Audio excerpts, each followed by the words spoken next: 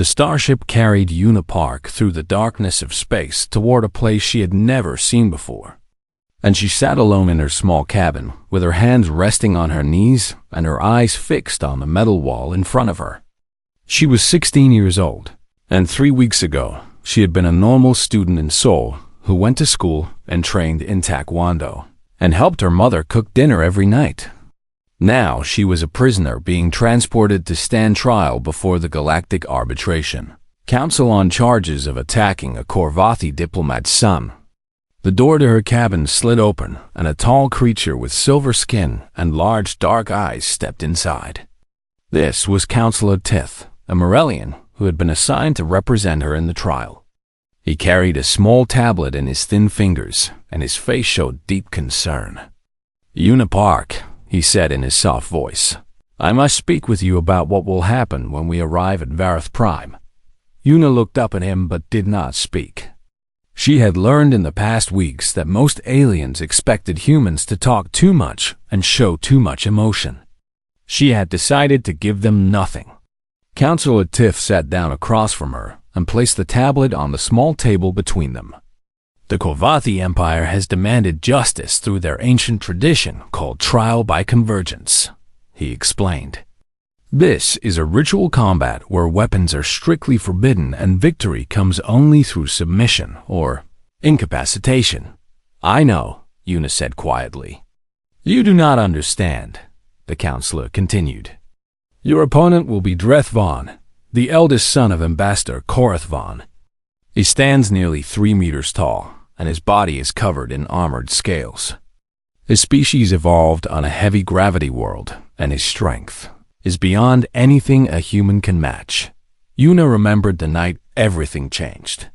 She remembered coming home from training and finding the back door of her house broken open. She remembered hearing her little brother Minho screaming from the garden. She remembered running outside and seeing a massive creature with scales and 4 arms, trying to drag her 7-year-old brother toward a small transport vessel hidden behind the trees. She remembered what she did next. "The trial permits lethal force," Counselor Tith said. "The Korvathi insisted upon this provision. They want to make an example of you, Una. They want the galaxy to see what happens when a lesser species dares to raise a hand against them." "Lesser species," Una repeated softly. The counselor leaned forward. "I have filed 17 motions to have this trial cancelled or moved to a neutral arbitration format. All have been denied. The Korvathi have powerful allies on the council, and they have called in many favors to ensure this trial proceeds exactly as they wish."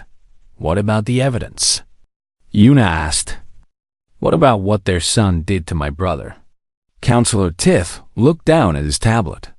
"I obtained security footage from your home that clearly shows the Korvathi youth attempting to abduct your brother. I presented this to the council as grounds for dismissal, and they refused to review it," the counselor said with sadness in his voice. "The moment you accepted the trial, all prior evidence became irrelevant under Korvathi law. The only thing that matters now is the combat itself." Una nodded slowly. She had expected this. The aliens did not care about justice. They cared about power and about teaching humanity its place in the galaxy. Humanity had only been spacefaring for 40 years. In that time, they had established a small colony on Mars and made contact with dozens of alien species. Most of those species viewed humans as primitive and weak. They saw Earth as a death world, a planet so hostile that any intelligent life surviving there must be either incredibly lucky or incredibly stubborn. But they did not respect humans. They pitied them. "When we arrive at Vareth Prime, you will be taken to a holding cell to await the trial," Counselor Tith explained. "You will be permitted 1 visitor before the combat begins. After that, you will be escorted to the Convergence Arena where representatives from over 200 species will watch." "Will my family be there?" Una asked. "Your father has requested permission to attend. His ship is already en route to Vareth Prime." Una felt something warm in her chest at those words. Her father was coming. Captain Jinwoo Park of the Earth Defense Fleet had served humanity for 20 years. He had been among the first humans to make contact with alien species, and he understood, better than most, how the galaxy truly worked. "Yuna," Counselor Tiff said carefully, "I must ask you something important. When the trial begins, you have the right to refuse combat and accept judgment instead. The council would likely sentence you to 5 years in a rehabilitation facility rather than risk your death in the arena. No, please consider this carefully. Dreth Vaughn has killed before. He participated in 3 convergence trials during his military training, and he ended each one by crushing his opponent's skull with his bare hands. You cannot win against him." Eunice stood up and walked to the small window in her cabin. Outside, the stars stretched endlessly in every direction. Somewhere out there was Earth, and somewhere on Earth was her home. And somewhere in her home was her little brother Minho, who still woke up screaming from nightmares about scales and forearms and the feeling of being dragged into darkness. "I am not trying to win," she said without turning around. "Then what are you trying to do?" Yuna watched the stars for a long moment before answering. "When I found that creature trying to take my brother, I could have killed him. I know how to kill. I have trained my entire life to understand where the human body is weak and where it breaks. And bodies are bodies, Counselor. Kovathi or human, they all have weak points. But you did not kill him," Counselor Tith observed. "No, I held back because I thought there would be justice. I thought the law would protect my family and punish the one who tried to hurt us." Yuna finally turned to face the counselor. "I was wrong. There is no justice here. There is only power. So what will you do?" The starship shuddered slightly as it dropped out of faster-than-light travel. Through the window, Yuna could see a massive space station floating against the backdrop of a red giant star. This was Vareth Prime, the neutral ground where the Galactic Arbitration Council held its most important proceedings. When the trial asks if I accept combat, Yuna said, "I will accept. When Dreth Vaughn enters the arena, I will face him. And when the moment comes, I will not hold back." Counselor Tith stared at her for a long moment. He had represented many clients from many species, but he had never seen eyes like hers. They were calm and dark and utterly without fear. "You are just a child," he whispered. Yuna thought about Minho. She thought about his smile and his laugh and the way he held her hand when they walked to school together. She thought about the terror in his eyes when she pulled him free from the Kovathi's grip. "No," she said. "I am a sister." The ship began its descent toward Vareth Prime, and somewhere on that station, Dreth Vaughn was preparing to destroy a human girl in front of the entire galaxy. He had no idea what was coming for him. The holding cell on Vareth Prime was small and cold, and made entirely of smooth gray metal that seemed to absorb all warmth and sound. Yuna sat on the narrow bed with her back against the wall and counted her breaths, the way her Taekwondo master had taught her when she was just 5 years old. In through the nose for 4 counts. Hold for 4 counts. Out through the mouth for 4 counts. Repeat. She had been in this cell for 12 hours, and in that time she had stretched every muscle in her body 3 times and practiced the basic forms of her martial art until her movements felt as natural as breathing. The guards who watched her through the transparent wall seemed confused by her actions. They whispered to each other in languages she did not understand, probably wondering why the condemned human girl was exercising instead of crying. A soft chime announced a visitor, and Yuna looked up to see her father walking toward her cell. Captain Jinwoo Park wore his Earth Defense Fleet uniform with all its medals and ribbons, and his face was hard as stone, but his eyes were soft when they met hers. The guards opened the cell door and let him enter. They told him he had 30 minutes and then sealed the door behind him. For a long moment, father and daughter simply looked at each other. Then Jinwoo crossed the small space and sat down next to Yuna on the bed. He did not hug her or hold her hand. That was not their way. Instead, he sat close enough that their shoulders touched, and they both stared at the wall together. "How is Minho?" Yuna asked. "He misses you. He made you draw a picture and asked me to give it to you, but the guards would not allow me to bring anything into the cell." "What was the picture of?" "You and him holding hands under a big yellow sun. He wrote your name in Hangul at the top. He's practicing his writing every day now because he wants to send you letters." Yuna felt her throat tighten, but she did not cry. She would not waste tears when there was still work to be done. "Did he ask about what will happen tomorrow?" she said. "Your mother told him you had to go take a very important test and that you would be home soon." He believed her. He's only 7, after all. Jinwoo turned to look at his daughter. The council denied all appeals. Councillor Tith did everything possible, but the Korvathi have too much influence here. They want this trial to happen, and no one is willing to stand against them. "I know," Yuna said. "The footage of what happened that night has been suppressed. The Korvathi claim it was fabricated by human intelligence agencies to discredit their diplomatic mission." The council chose to believe them. Of course they did. Jinwoo was quiet for a moment. When he spoke again, his voice was low and serious. "Do you remember what I told you about your grandmother?" Yuna nodded. Her grandmother had been a young woman during the hard years when Korea was rebuilding after war. She had survived poverty and hunger and loss, and she had raised 3 children alone after her husband died in a factory accident. She never complained, and she never stopped fighting for her family. "Do you remember what I told you about your great-grandfather?" "He was a soldier," Yuna said. "He fought in the war when he was only 17. He walked through snow and ice with no shoes and kept going when others gave up. He saved his entire unit by carrying them one by one across a frozen river. That is right. And do you know why I told you those stories?" Yuna looked at her father. "Because parks do not break. Parks do not break," Jinwoo repeated. "Parks do not surrender. Parks protect their own, no matter the cost." He put his hand on her shoulder. "When you pulled Minho away from that creature, you did what any park would do. You protected your family. There is no shame in that, no matter what these aliens say. Father, tomorrow I might die." Jinwoo's grip on her shoulder tightened.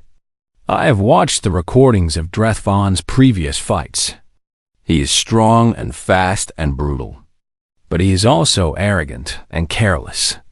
He believes he cannot lose because no one has ever challenged him truly." "What are you saying?" "I am saying that he has never faced someone like you. He has never faced a human, Yuna. He does not know what we are capable of. None of them do." Yuna thought about all the hours she had spent in the training hall.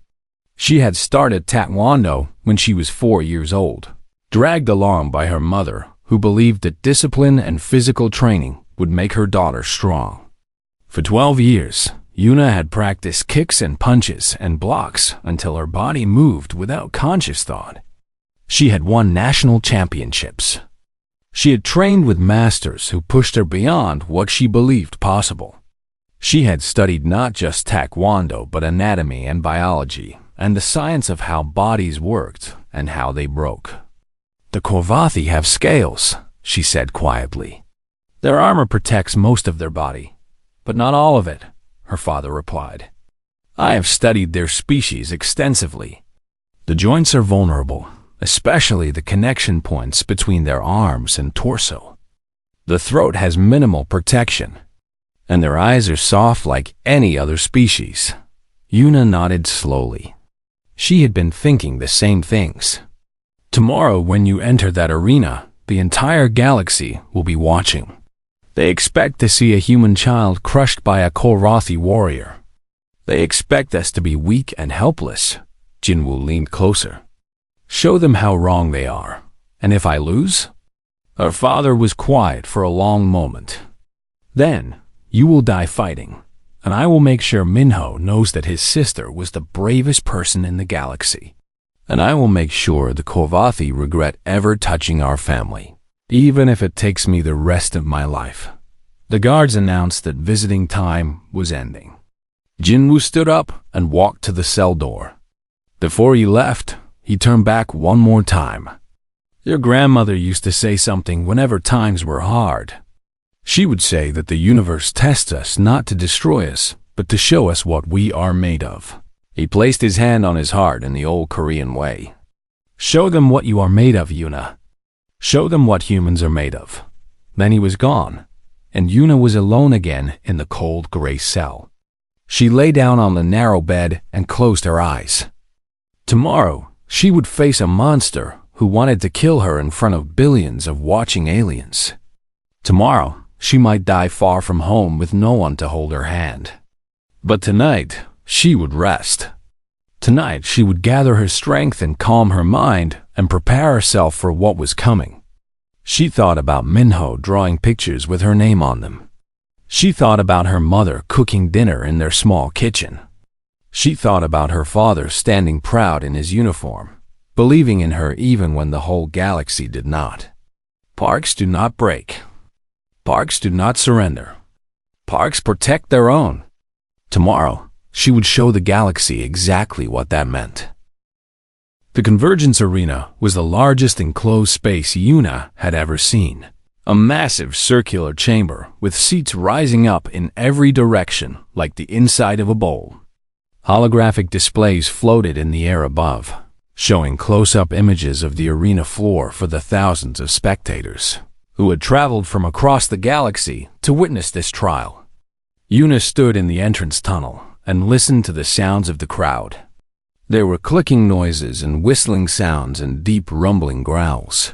The voices of dozens of different species all gathered to watch a human girl fight for her life.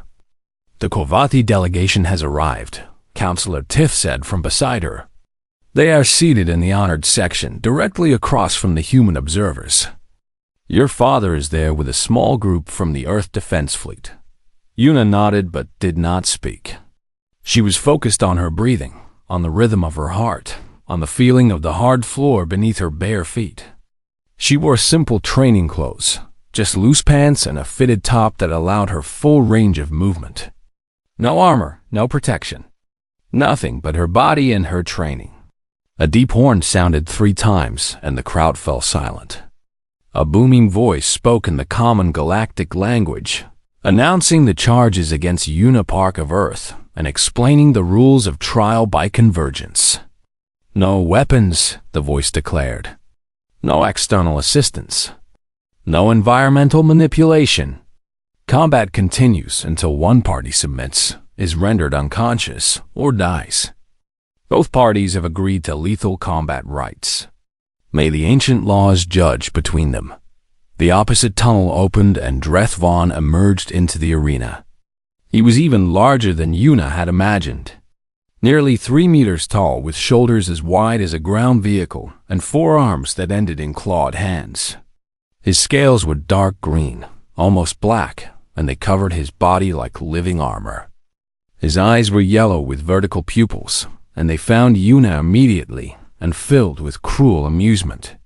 The Korvathi section of the crowd erupted in cheers. They chanted his name over and over, their voices shaking the air. Dreth raised all 4 arms in triumph, already celebrating a victory that had not yet happened. The horn sounded again, and Yuna walked out onto the arena floor. Silence fell like a heavy blanket. The spectators stared at her, this small human girl who barely reached the middle of her opponent's chest. She could hear whispers spreading through the crowd, confusion and disbelief mixing with dark laughter. "Is this a joke?"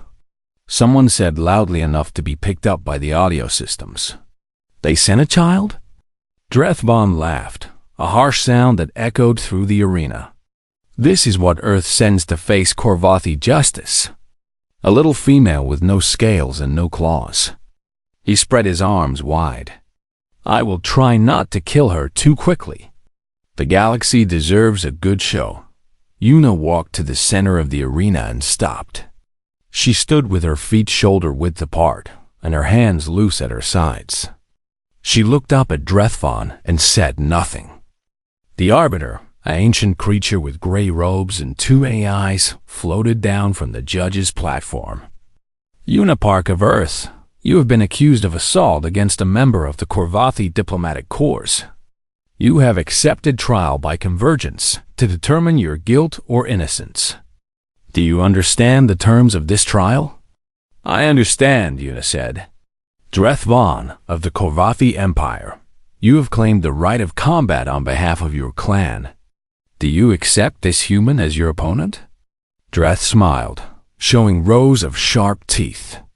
I accept this human. I will make her regret ever raising her weak hands against my brother. The Arbiter floated higher. Then, by the ancient laws of convergence, I declare this trial begun. Fight, Dreth charged. He moved faster than something his size should be able to move, crossing the distance between them in seconds. His upper right arm swung toward Yuna's head, a strike that could have crushed stone. But Yuna was not there. She spun to the side at the last moment, letting his fist pass so close she could feel the wind of it against her cheek. Her movement was smooth and controlled, a technique she had practiced 10,000 times until it was as natural as walking. Dreth stumbled past her, his momentum carrying him forward. He spun around with a growl of surprise. Lucky! Stand still and face your death with honor. Yuna did not respond. She simply returned to her ready stance and waited. The crowd murmured in confusion. They had expected the fight to be over already. They had expected to see a human broken on the arena floor. Dreth attacked again, faster this time, using all 4 arms in a rapid combination. Left, right, upper left, upper right. Each strike was powerful enough to shatter bone. Yuna moved like water through his attacks. She ducked under one arm and sidestepped another and redirected a third with a gentle push that sent it harmlessly past her. She was not trying to hurt him yet. She was watching, learning, counting the beats between his movements and the tells that showed where he would strike next. Stand and fight. Dreth roared. Stop running like a coward. He lunged forward and grabbed a piece of broken flooring that had cracked during his earlier charge. It was not technically a weapon, just a slab of stone the size of his palm. But as he raised it to throw at her, Yuna saw several judges lean forward in their seats. They saw the violation. They chose to do nothing. The Korvathi delegation smiled with satisfaction. The rules were flexible when you had power. Dreth threw the stone with tremendous force. Yuna twisted her body and let it fly past, missing her by centimeters. The crowd gasped. But something changed in that moment. Something shifted in Yuna's eyes. She had been willing to fight fairly. She had been willing to face her opponent with honor and restraint. But they had shown her the truth of this trial. There was no honor here. There was no fairness. There was only power, and power belonged to those who took it. Yuna thought about Minho. She thought about his screams and his tears, and the nightmares that still woke him in the night. She thought about the creature in front of her, the brother of the monster who had tried to steal her family. Her expression went cold. Her body settled into a different stance, lower and more aggressive. This was not the defensive posture of someone waiting to be attacked. This was the stance of a predator preparing to strike. Dreth saw the change and hesitated for just a moment. Something primal in his brain recognized danger, a warning passed down through millions of years of evolution. But he ignored it. How could a small human girl be dangerous to him? Finally ready to fight? He sneered. Good. I was getting bored. Yuna smiled. It was not a kind smile. I was testing you, she said quietly. Learning how you move. Counting your heartbeats. Finding your weaknesses. I have no weaknesses. Everything has weaknesses. Yuna replied. You have 17. I only need 3. The crowd fell completely silent. Even the judges leaned forward, sensing that something unexpected was about to happen. Yuna shifted her weight. She drew a slow breath. My turn, she whispered. And then she moved. Yuna exploded forward like a spring released from compression.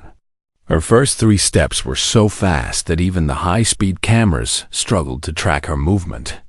She crossed the distance between herself and Dreth in less than 2 seconds. Dreth raised his arms to defend himself, but he was too slow. He was built for power, not speed, and Yuna had spent 12 years training to be the fastest thing in any room she entered. Her first strike was a spinning heel kick aimed at the soft tissue beneath his upper right arm. She had studied Kovathi anatomy for hours in her cell, memorizing every diagram Counselor Tith had provided. She knew that the joint connecting their primary arms to their torso was protected by scales on the outside, but vulnerable where the arm met the body. Her heel connected with perfect precision. The impact sent a shockwave through Dreth's arm. Cartilage cracked and ligaments tore, and the massive Kovathi warrior screamed in a voice that echoed through the silent arena. It was a sound of pure shock and agony, the sound of a creature who had never felt real pain before. Yuna did not stop.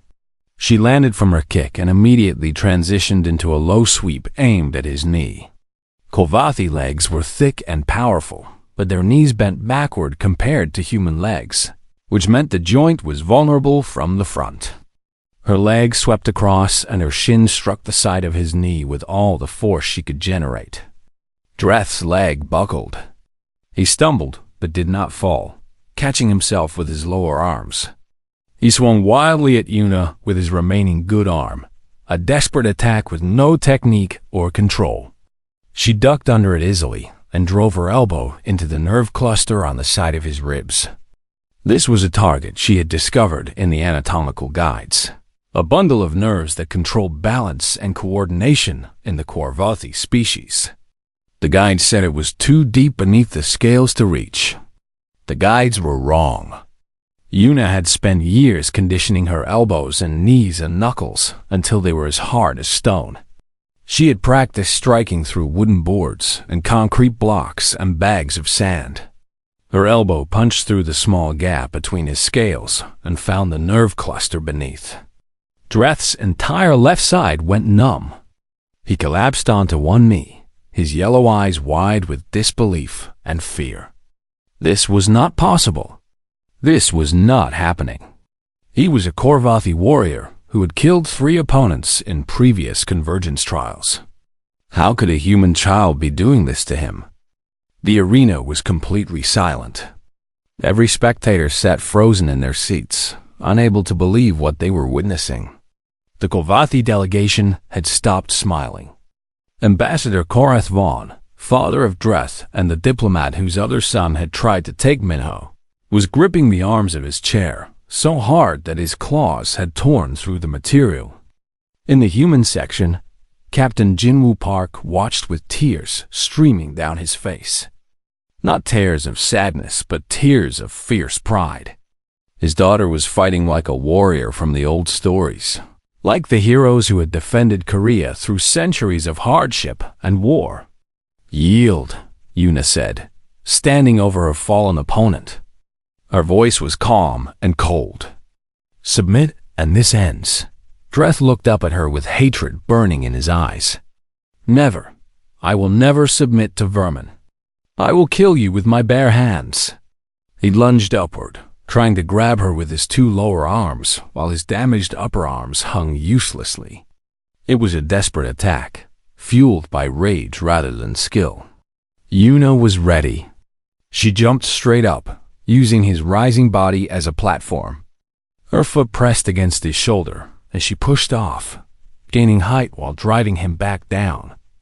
At the peak of her jump, she twisted her body and brought her heel down in an axe kick aimed at the top of his skull.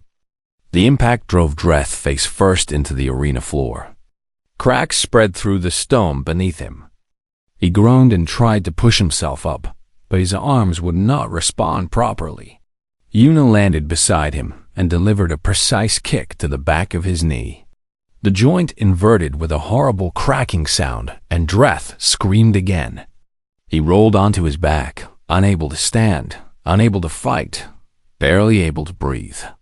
"Yield," Yuna said again. Counselor Tith watched from the tunnel entrance with his mouth hanging open. He had studied human history during his preparation for this case. He had read about their wars and their violence and their seemingly endless capacity for destruction. But reading about it was completely different from witnessing it in person. Now he understood why the old species whispered about Earth. Now he understood why the Death World classification existed. Humans were not weak despite coming from a harsh planet. They were terrifying because of it. Every generation of humanity had been forged in struggle and hardship, and that forge had created something the galaxy had never seen before. On the arena floor, Dreth Von lay broken and bleeding. His scales were cracked in a dozen places. 3 of his 4 arms were useless. His knee was destroyed beyond repair. And standing over him was a 16-year-old girl who was not even breathing hard. "I will not yield," Dreth gasped. Blood leaked from his mouth where he had bitten his own tongue. "Kill me if you can, human, but I will never submit to you." Yuna looked down at him for a long moment. She thought about Mercy. She thought about what her mother would want her to do. Her mother had always taught her that true strength was knowing when not to fight, that the hardest thing in the world was to show kindness to those who did not deserve it. But then she looked up at the Korvathi delegation. She saw Ambassador Korath Vaughn watching with cold fury in his eyes. She remembered that this creature's brother had tried to steal Minho. She remembered that the council had refused to even look at the evidence. She remembered that this entire trial was designed to teach humanity its place in the galaxy. She thought about Minho waking up screaming. She thought about his nightmares and his fear and the way he flinched now whenever he heard unexpected sounds. Her brother was 7 years old, and he would carry those scars for the rest of his life. "Your brother tried to take mine," Yuna said quietly, so only Dreth could hear. "He tried to steal a child from his home. And when I stopped him, your family used their power to arrange this trial. You demanded lethal combat rights. You wanted to kill me slowly in front of the galaxy as a warning to all humans." Dreth stared up at her with fear finally showing in his yellow eyes. "Please," he whispered. "Mercy. Did your brother show mercy to Minho?" Yuna asked. "Did he care about the screams of a 7-year-old boy? Did he stop when my brother begged him to let go?" "I am not my brother. No. You are just the one they sent to finish what he started." Yuna shook her head. "The trial permits lethal force. Your family insisted on it. You wanted to show the galaxy what happens to species that defy the Korvathi." She raised her hand, fingers pressed together in a spear point. This was a technique she had never used outside of training, a strike designed to penetrate through soft tissue and reach the vital organs beneath. "Let me show you what happens when you threaten our families," she said. Her strike was faster than the eye could follow. It targeted the cluster of nerves that Korvathi used for autonomous functions, the bundle of tissue that controlled their breathing and heartbeat. Dreth Von's eyes went wide. His body spasmed once. Then he went still. The arena erupted into chaos. Ambassador Korath Vaughn was the first to break the shocked silence. He rose from his seat and pointed one clawed finger at Yuna. "Murder!" he roared. "She has murdered my son. Guards, seize her. Execute her immediately." The arena guards moved toward the arena floor, but the Arbiter floated down between them and Yuna. "Halt!"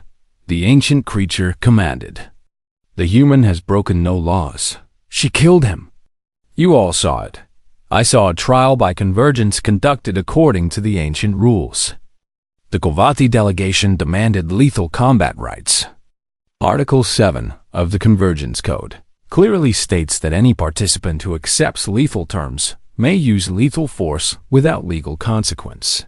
The Arbiter's many eyes focused on the ambassador. Your son refused to submit. The human offered him mercy twice, and he rejected it. His death is the result of his own pride. The Kovati delegation erupted in angry shouts. They demanded justice and revenge, and the immediate imprisonment of Yuna Park. But the other species in the arena were not joining their calls. Instead, they sat in stunned silence, staring at the small human girl who had just done the impossible. There is another matter to address, a new voice called out. Everyone turned to see a Morellian technician standing at one of the broadcast stations. I have received a data packet from an anonymous source. It contains security footage from Earth that is directly relevant to this trial. The Council already ruled that evidence inadmissible. Ambassador Korath snapped. The trial is over, the Arbiter replied. The ruling no longer applies. Play the footage. The holographic displays above the arena flickered and changed. Suddenly, every screen showed the same image. The backyard of a small house in Seoul at night. The footage was clear and high quality, captured by a security system that the Park family had installed years ago. A figure appeared in the frame, moving through the shadows toward the house. It was a Kovati youth, smaller than Dreth, but still massive compared to a human. He wore dark clothing and carried a device that flickered with strange energy. The figure approached the back door and used the device to disable the lock. He slipped inside the house. Moments later, he emerged carrying a struggling child. It was Minho. His small face was twisted with terror, and his mouth was open in a scream that the footage captured perfectly. The Kovati youth was laughing as he dragged the boy toward a hidden transport vessel. Then another figure burst from the house. Yuna, wearing sleeping clothes and no shoes, sprinted across the yard and threw herself at the Kovati. She grabbed Minho and pulled him free, then stood between her brother and the creature that had tried to take him. The footage showed Yuna fighting. It showed her striking the Kovati youth with precise, controlled blows that drove him back. It showed her protecting Minho with her own body while calling for help. And it showed her stopping her attack when the Kovati turned and fled, choosing not to chase him, choosing not to kill him when she clearly could have. The footage ended and the arena fell into complete silence. This is fabricated, Ambassador Korath shouted. Human propaganda designed to discredit the Kovati Empire. The footage has been analyzed by 17 independent verification systems, the Morellian technician replied. All 17 confirm it is authentic and unedited. This recording clearly shows your younger son attempting to abduct a human child from his home. Yuna Park was defending her brother when she attacked him. The crowd began to murmur. Species that had viewed the Kovati as honorable allies were now looking at the delegation with disgust. Species that had dismissed humans as primitive and harmless were now staring at Yuna with new respect. Captain Jinwoo Park stood up in the human section. I demand that the council acknowledge what this footage shows. My daughter did not assault a Kovati diplomat's son without cause. She stopped a kidnapping. She protected her family.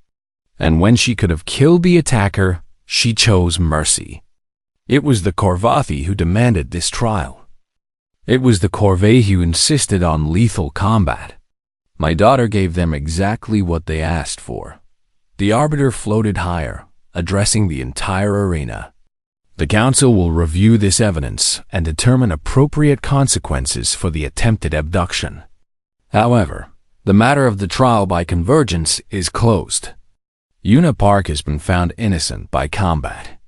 She is free to return to Earth. Yuna stood alone in the center of the arena. The body of Drethvan had been removed by medical drones. She was covered in his blood, blue and thick like oil. Her hands were shaking now that the fight was over, trembling with the release of tension that had kept her focused and calm. She had killed someone. She had taken a life with her bare hands. Even though he had deserved it, even though the law permitted it, she knew she would carry this weight forever. Her father appeared at her side. He wrapped his uniform jacket around her shoulders and guided her toward the exit. The crowds parted before them, hundreds of alien species stepping aside to let the humans pass. "You did what you had to do," Jinwoo whispered. "Do not feel shame for protecting your family." "I do not feel shame," Yuna replied. "I feel tired." They walked through the corridors of Vareth Prime toward the docking bay, where an Earthship was waiting. Along the way, they passed representatives from dozens of species who stopped and stared at Yuna with expressions ranging from fear to respect to something that looked almost like awe.